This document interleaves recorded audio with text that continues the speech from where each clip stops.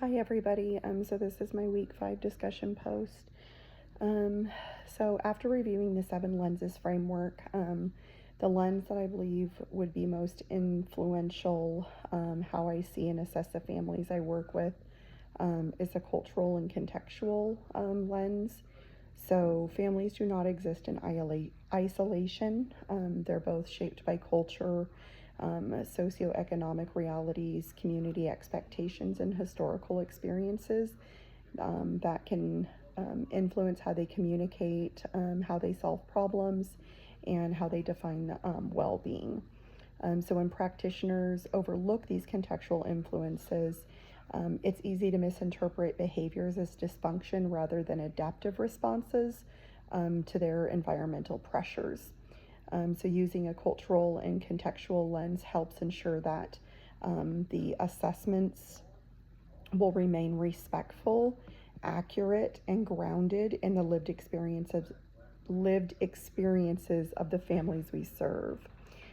So I feel personally drawn to this lens because my own life experiences have shown me how strongly environment and opportunity shape outcomes. People often appear very different on the surface, yet when we take the time to understand their circumstances, their values, and their pressures, their decisions begin to make more sense to us. So this perspective aligns closely with my personal value of meeting people where they are rather than assuming that one standard approach fits everyone. It reminds me to remain curious instead of judgmental, and to recognize that resilience often looks different across cultures and different family systems. So the lens that I feel most challenging for me is the structural or the policy lens, which focuses on how institutions and systems and policies can shape family experiences.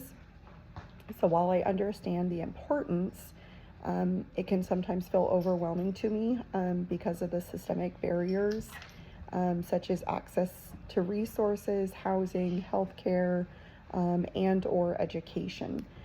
So they're complex and they're not always within the direct control of practitioners.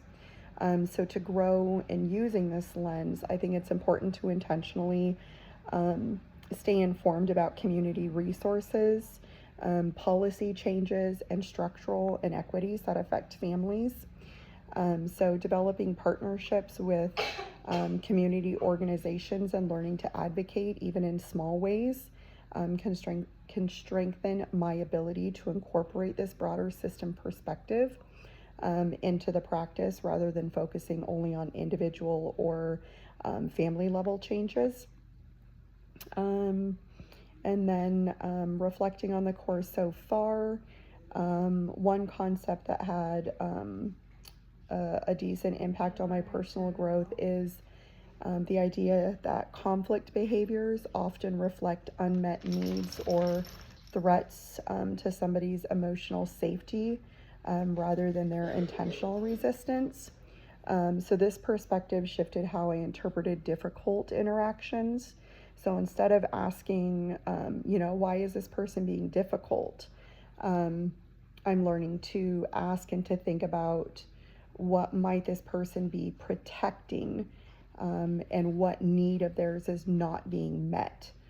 So this shift encourages empathy. It slows down reactive responses and it creates more space for constructive communication.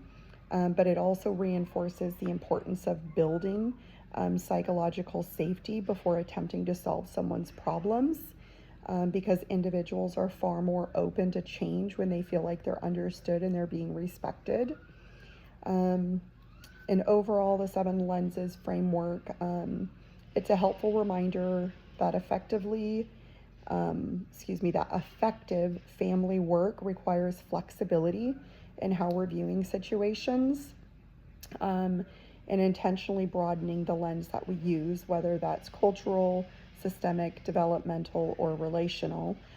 We can better understand the full context of family experiences, and we can respond in ways that are both compassionate and effective for the people that we're serving.